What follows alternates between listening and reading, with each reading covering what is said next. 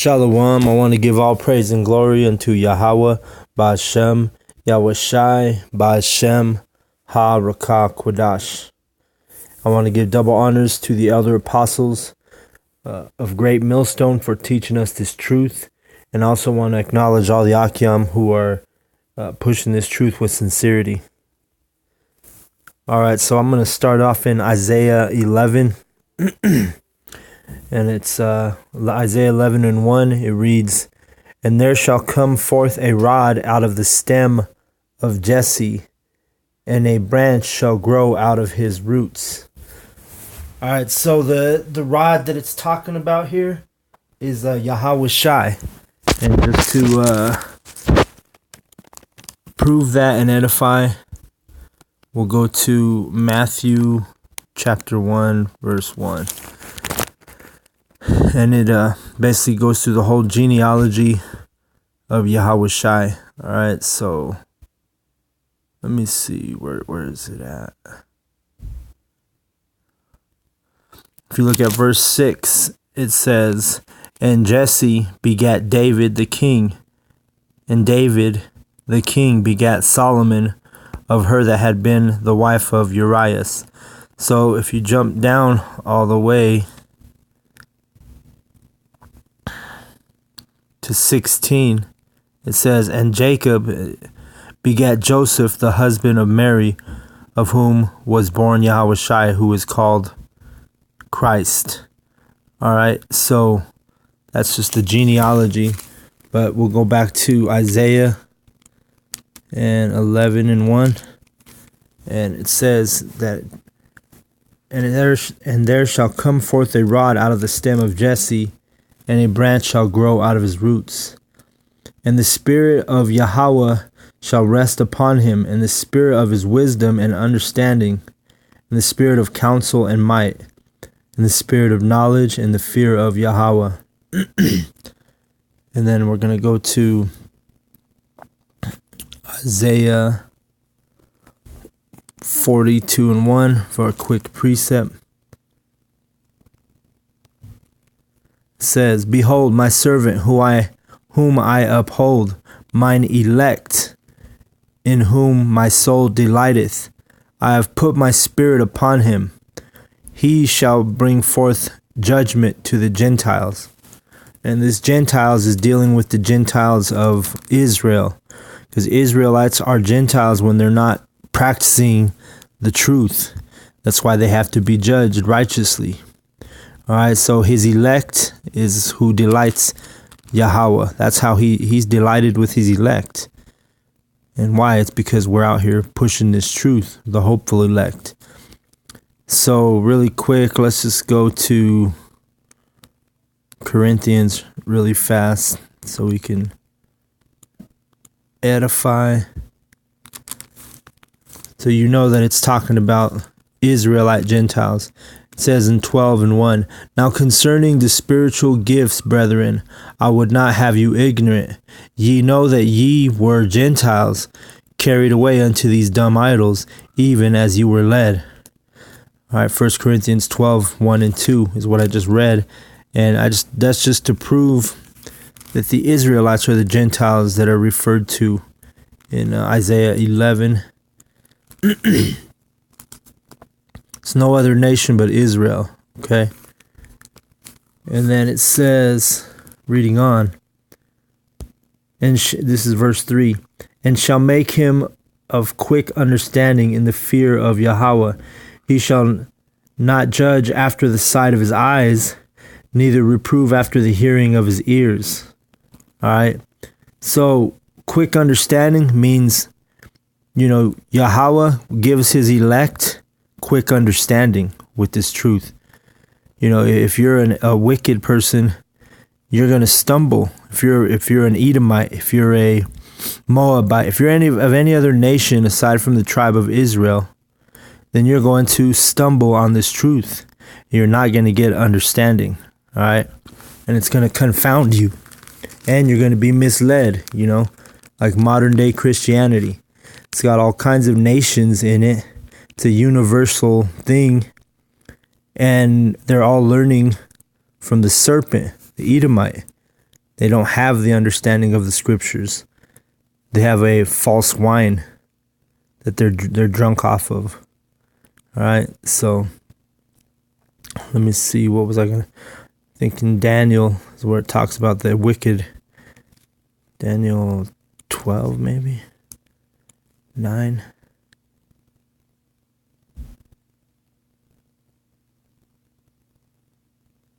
Okay, yeah. The Spirit is working with me. So we're going to go Daniel 12 and 9. It says, "And he said, Go thy way, Daniel, for the words are closed up and the sealed till the time of the end." All right, and now we're living in that time of the end, and the seals are being broken, and we're getting the understanding of this knowledge, of this truth, starting out with the elder apostles. Verse 10, "Many shall be purified and made white," talking about the elect, "and tried," because we got to go through this fire, right?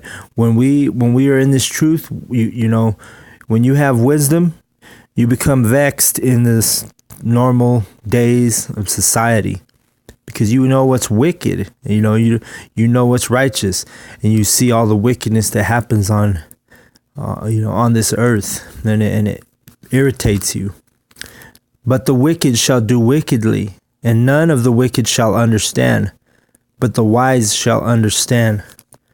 All right, just like it said in Isaiah. All right, we have quick understanding of this truth. All right, you don't have to bend our arm backwards for us to believe this truth. All right, we're meek with these words. Meek means easily persuaded. All right, so verse 4, "But the righteousness shall," and actually I got a precept really quick. Sorry. Let's go to John. Wait, no, that's not.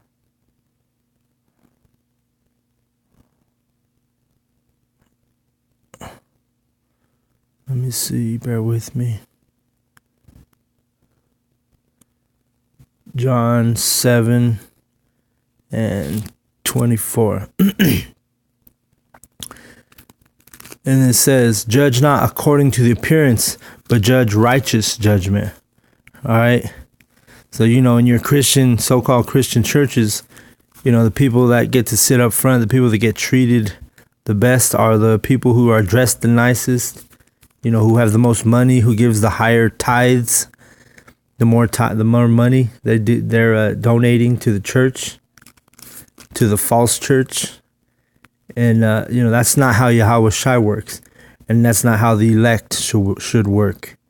All right, we judge according to righteousness.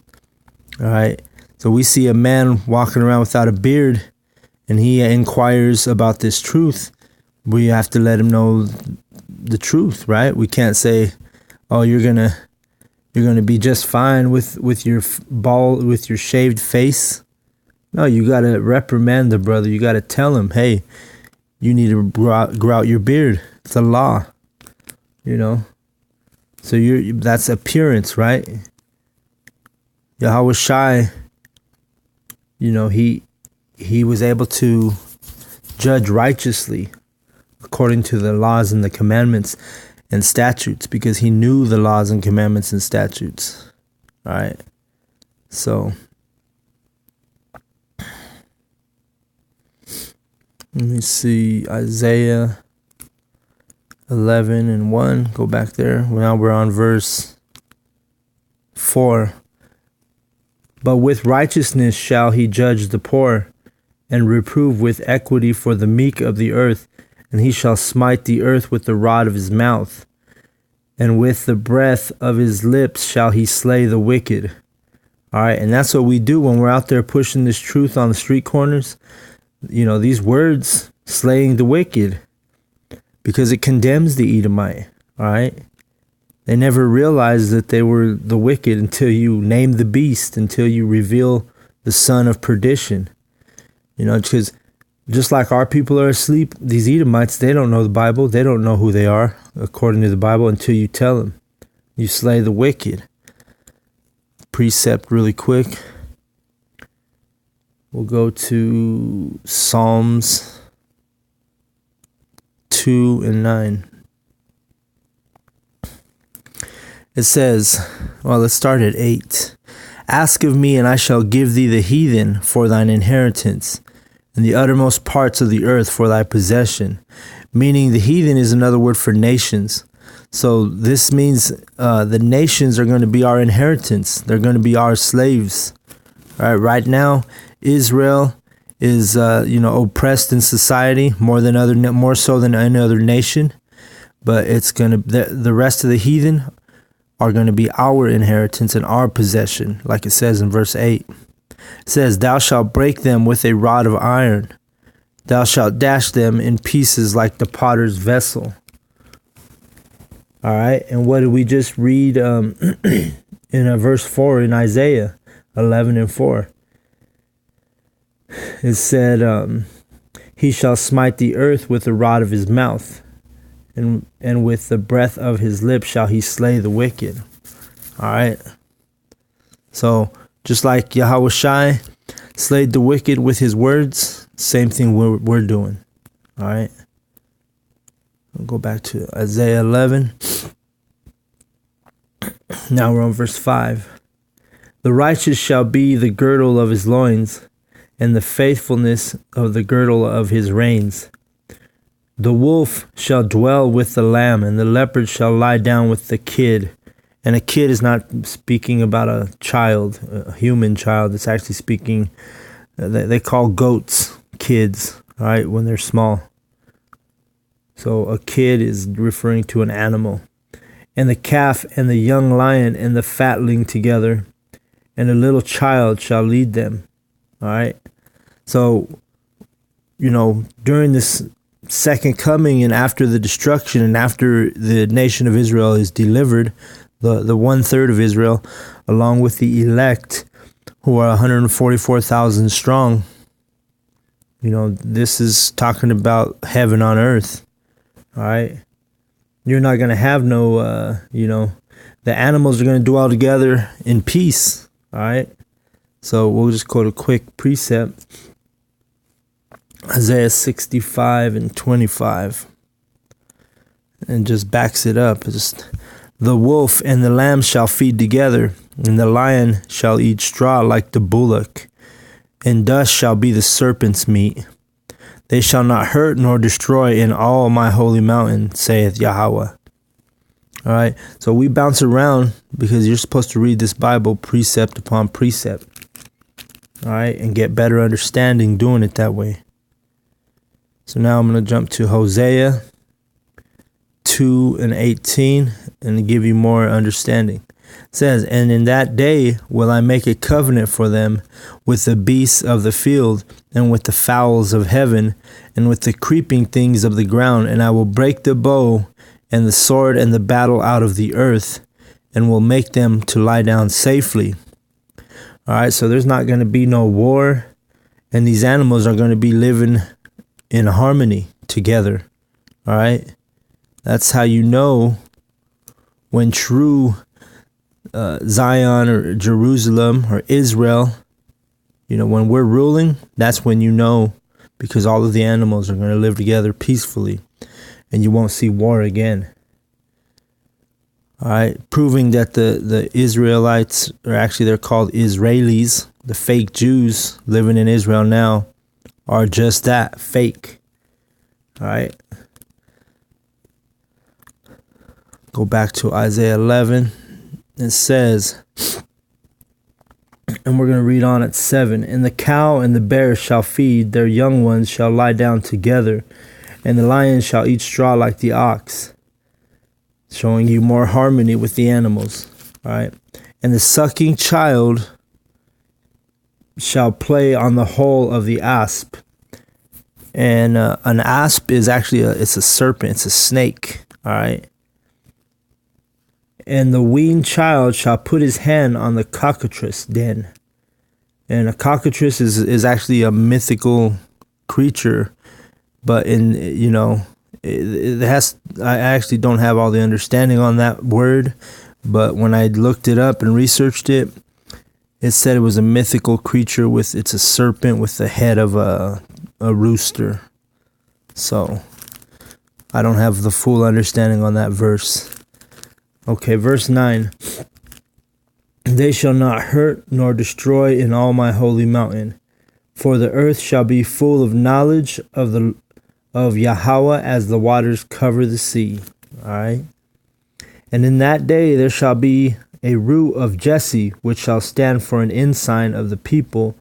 To it shall the Gentiles seek, and his rest shall be glorious. And again, that's speaking of Yahawashi, and the Gentiles that it's speaking of is right here. Just more edification. A light to lighten the Gentiles and the glory of thy people Israel. So those Gentiles are the Gentiles from Israel, all right, who are right now, they don't know the truth, because the word Gentile means stranger. And just because you're an Israelite doesn't mean, you're of Israel, like it says in Romans. But you do, you have to become Israel, before you can't be not knowing the truth or not believing or accepting the truth and consider yourself an Israelite. Like, there's no black dudes that are Israelites. There's no Mexican dudes that are Israelites. All right. You have to accept the fact that you're an Israelite. Otherwise you're a Gentile, which means stranger to Yahweh. All right. Back to Isaiah 11.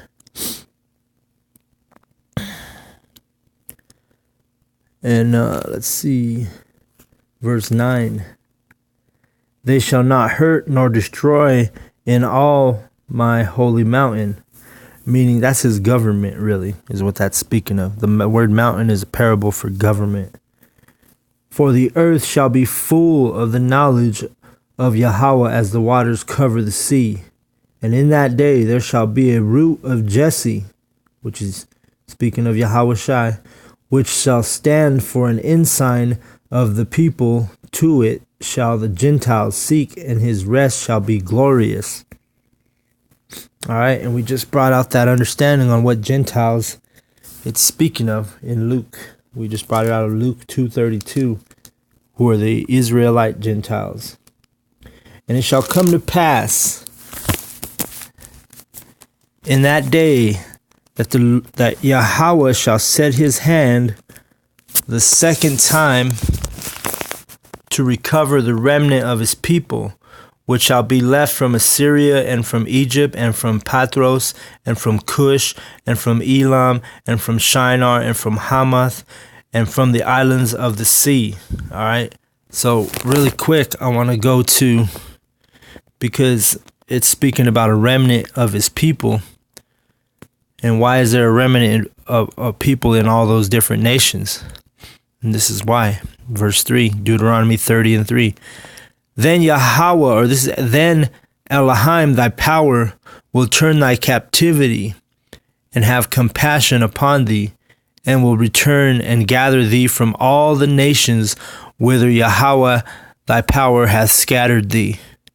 All right, so that's why it's talking about all those different nations, because they were scattered. The Israelites, we've been scattered as a punishment, as a curse.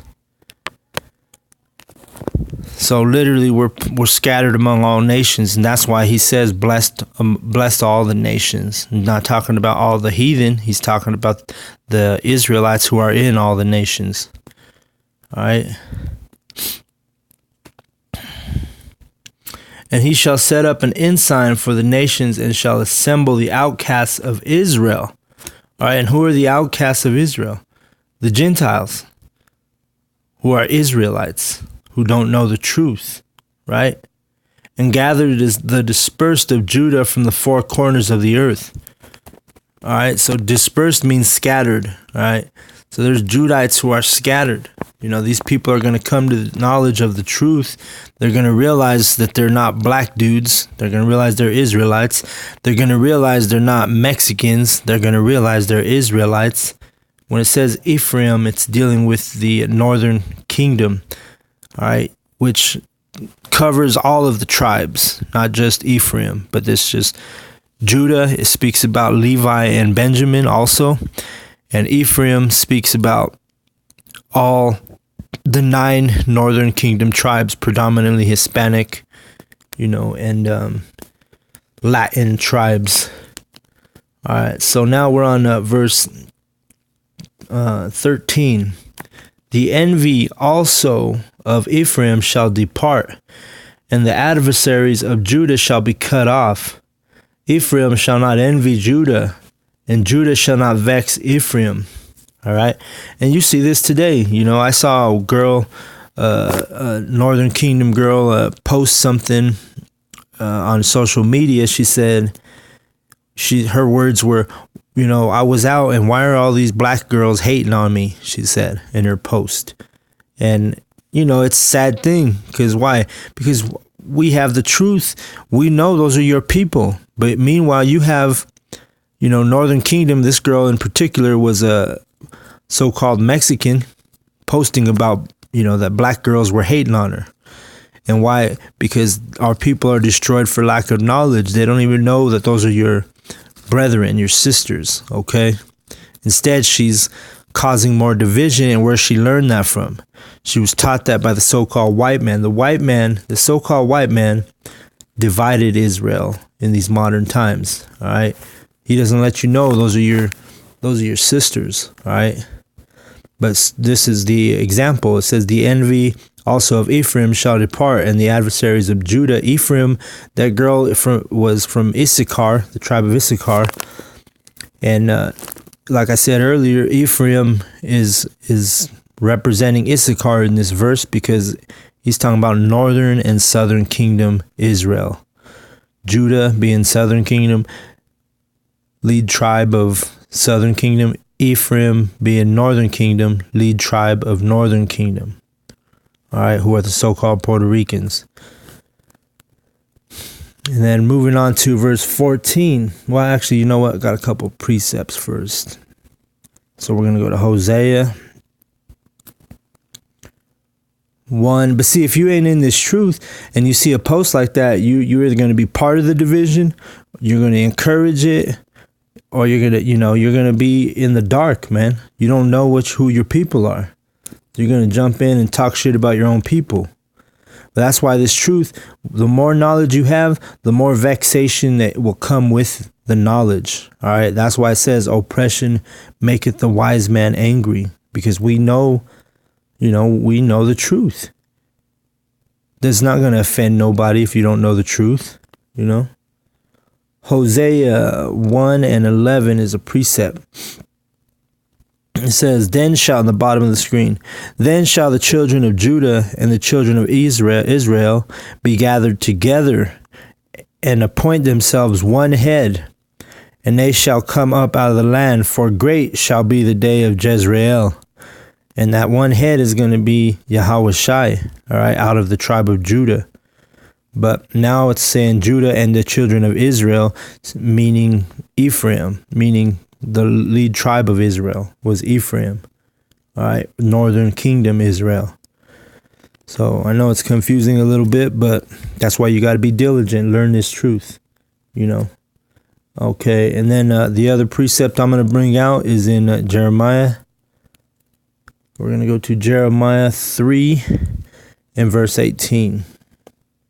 It says, in those days the house of Judah shall walk with the house of Israel, and they shall come together out of the land of the north, which is referring to America, North America, to the land that I have given for an inheritance unto your fathers, referring to Jerusalem, all right, in the Middle East. So reading that again, in those days the house of Judah shall walk with the house of Israel. Speaking of Ephraim, right? Ephraim and Judah. Those are those two split it's one nation, two kingdoms, split. Right now in modern times, all of Israel is a Gentile, because they're strangers to Yahweh. They don't know the truth. But in the biblical times, Israel would have been the Gentiles, and Judah were the Jews. All right. So those are the Jews and the Gentiles. Don't let no so-called white man dumb you down and let you believe that, he's part of that. He's not, right? They are Gentiles, but they'll forever be Gentiles, right? The so-called white man will never be part of Israel.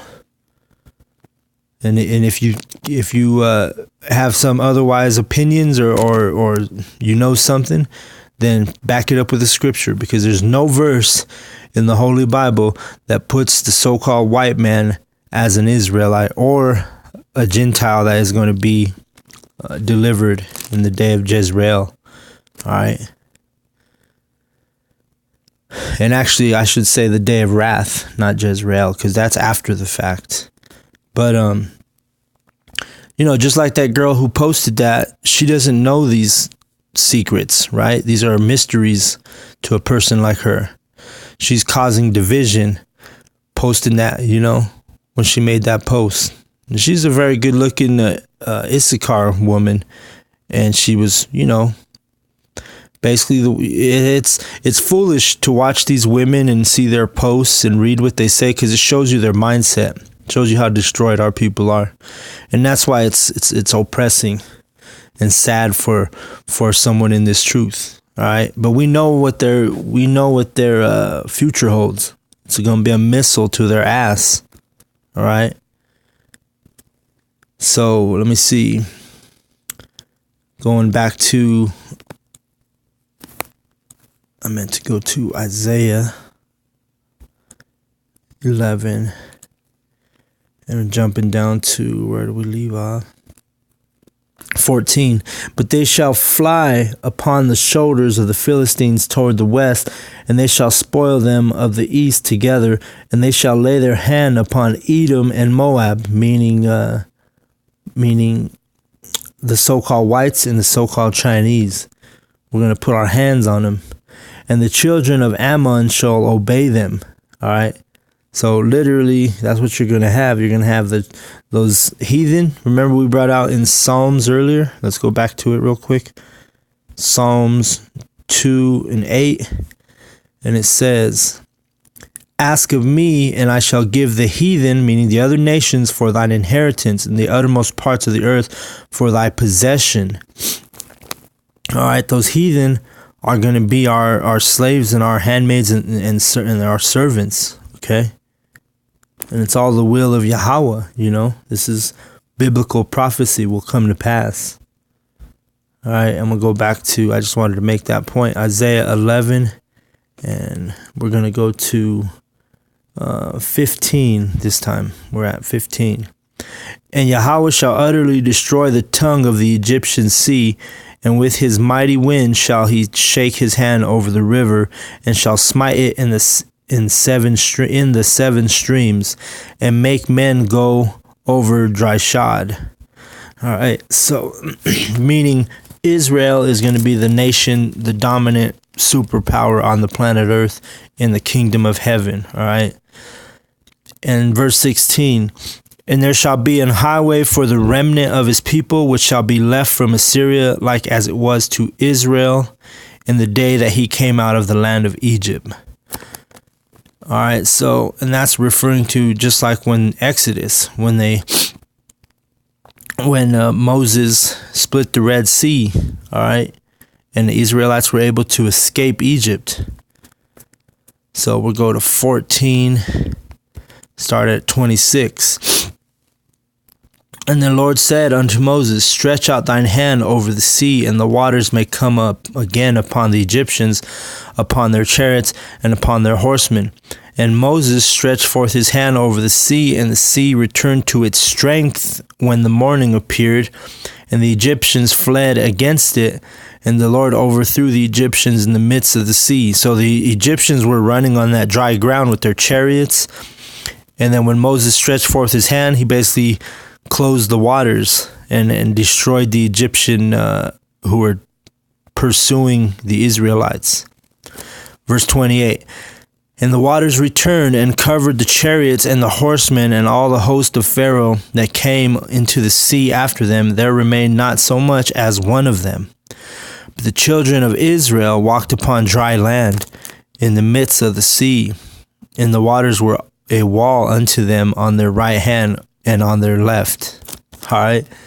So just like that, but even more glorious and powerful when those chariots and Yahawashi comes back to destroy Esau. All right.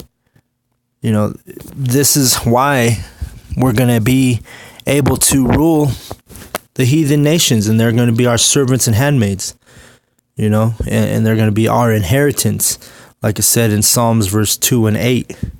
All right. And one more precept, Isaiah 19. Isaiah 19 and 23. We'll go there, close this out.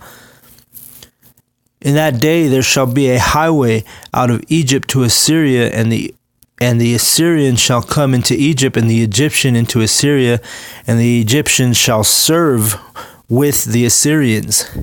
And who are they going to be serving? They're going to be serving us, the Israelites, right? Because like I said over and over, Psalms 2 and 8, the heathen, meaning the other nations, are going to be our inheritance. Verse 23 says the same thing, just like that highway that, you know, in Exodus, where Moses made a highway in the sea and they were able to flee Egypt. Well, same thing. There's going to be a highway where Egypt and Assyrians can go back and forth as servants. You know, there may be carrying, transporting building materials, because we're going to use the heathen to build our kingdom. All right. If you're an Israelite, you're not going. That's not going to be your place. That's not going to be your lot. Right now in America, you're in captivity. So the Mexican, so-called Mexicans, you know, are heavy into the building of the infrastructure of our captivity in America. But in the kingdom, we're going to have the other nations building our kingdom and our buildings and our, you know, palaces. And it's going to be a beautiful thing, right? But with that being said, I want to give all praise and glory unto Yahweh, Ba'Shem, Yahawashi, Ba'Shem, Ha-Rekah Kodash. Double honors to the elder apostles of Great Millstone who taught us this truth. And also want to acknowledge the brethren who in the Akyam who are pushing this truth with sincerity. Shalom to the elect.